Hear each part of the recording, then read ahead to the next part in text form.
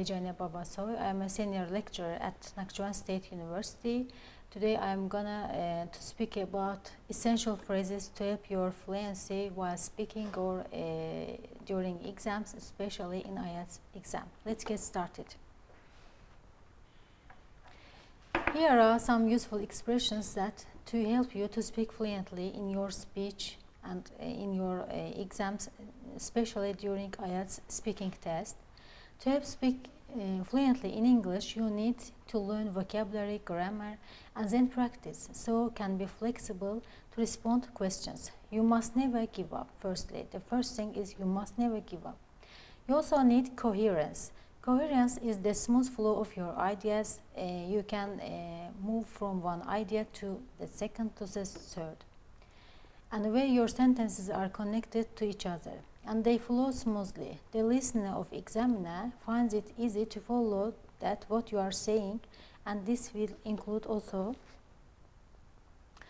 signposts, connectors, fillers. Today we will speak about, as I have mentioned before, signposts, connectors make bridges between your ideas, and fillers which help you to control your pace. Tell the listener where you are going. In this video I am going to give you some really good phrases. Firstly, we'll speak about signposts. What does it mean? Signposts beginning in your answer, generalizing, giving details and examples, as well as connectors, joining sentences to each other, joining ideas, and fillers. It helps you to gain time. Beginning your answer, let's look at some phrases at the beginning of your speech. Firstly, let's take an example. Describe a person you really admire. What you don't want to do is something like this. Yes, admiration is a great thing. It's important for us. Admiration can help us like this. We don't want to do this because that's going to confuse the examiner. What are you talking about? Admiration, quality, or human? I've asked you to describe a person, just a person. It's going to be confusing. The signposts are not clear here in the sentence. Much better signposts will be something like this. I'm going to tell you about my uncle. I'd like to kick off by telling you about his job. Great. I'm going to tell you about. You'll complete the sentences. I'd like to kick off by telling you about. Some aspects may be personality, job. We could also try like this. I'm going to tell you about my uncle. To start with, let me tell you about his job. So this time we use to start with for beginning the sentences. In addition, we could also say something like this. The person I want to talk about is my uncle, my mother, my father, my teacher, etc. You can complete in anyone. Or the person I want to talk about is none other than my mother, father, teacher, etc. None other than is a good expression while speaking, especially during exam. Getting to the point, the person I want to talk about is my mother, my father, my teacher, etc. Now let's move on generalizing. In speaking tests, in IELTS exam, especially during in part 3, we have to generalize. Very often we have to and make these broad assumptions and or giving general ideas, but things. Let's continue with generalizing. In part 3, in IELTS exam, we have to generalize. Very often we have to and make these broad assumptions or giving general ideas, but things often quite abstract. For example, take a question as an example. Is it easy for all the people to change? Here we are going to say something quite general, right? We might want to say something like this. By and large, overall, it seems to me that I tend to think that.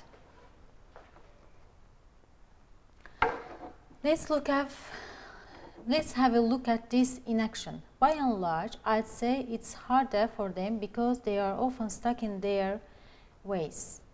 Overall, it seems to me that it is harder for them because they are often stuck in their ways. I tend to think that it's harder for them because they are often stuck in their ways. Let's go now from general to the detailed and giving examples. In your IELTS speaking part 3, in your answers, it's a good strategy to talk generally and then give examples to be more specific. This helps you develop your answer and use a wide variety of language, sentences, and grammar. Let's take some examples. How do you think people could become healthier? That's a question. Of course, you can say, for example, for instance, but here is some more creative ways for telling this. To share one example with you, to name one example, more specifically, in particular.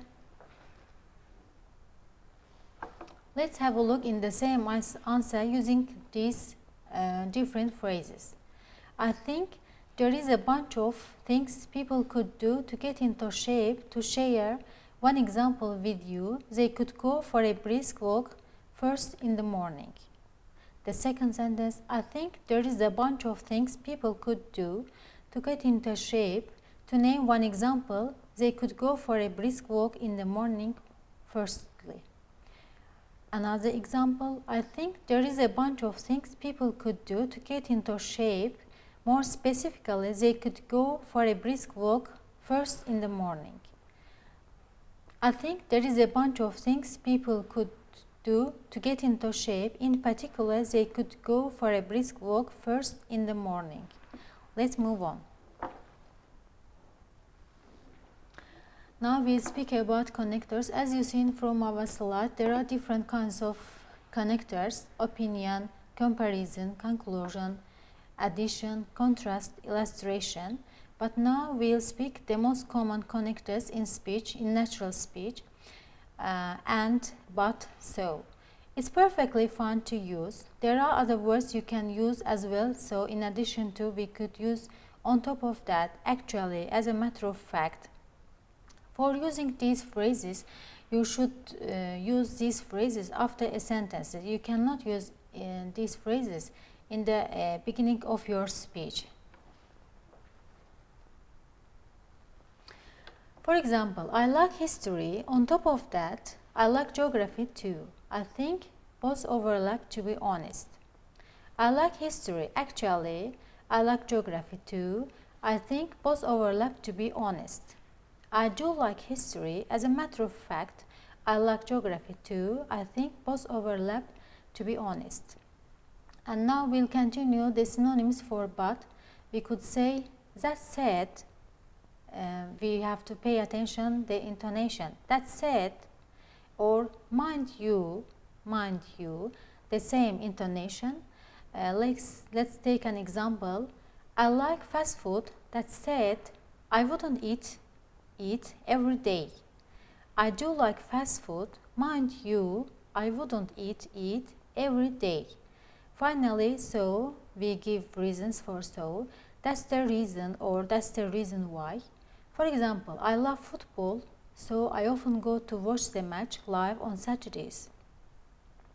I love football, that's the reason I often go to watch the match on Saturdays. I love football, that's the reason why I want to watch the match live on Saturdays. Now we'll continue with fillers. Fillers in English tend to be things like well, you know, and from our slide you can see, okay, basically, really, right, something like that, etc.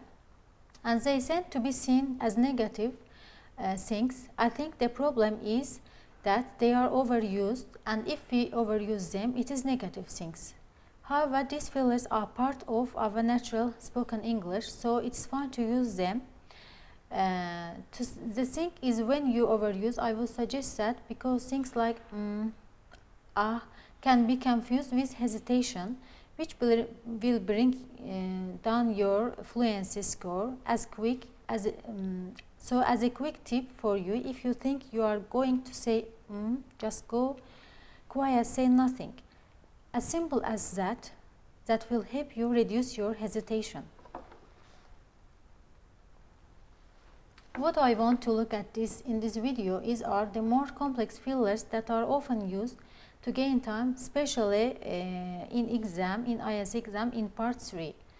Where you get difficult questions, you need time to think, and you can take time to think. Here are some phrases, complex fillers that you can use. I'll try to show you how to use them. We have such a question: will we use electric cars more in the future? That's a tricky question. I think we probably will, because you will complete the sentences. Or that's hard to predict, but I guess we probably will, because you will complete the sentences. Or another one is, I am no expert, but I suppose we probably will, because. And finally, so will we use electric cars more in the future? It's funny. You should ask, because I was thinking about that the other day. I think we probably will, because. So you can see the phrase, pause to take time to think, and then give your answer. That will help you. And we can use this in part 1 speaking. You can say, talking about my favorite sport, it has to be basketball. Or when it comes to my favorite sport, I'd say it's basketball. Finally, if I were to talk about my favorite sport, I suppose I will choose basketball, because I like this, it's my favorite, that's all. These are simple and complex fillers that help you gain time. Now, today's lesson, we have been looking at signposts to begin speaking, to generalize, to give details and examples. We have looked at connectors and, but, so, and synonyms for these connectors.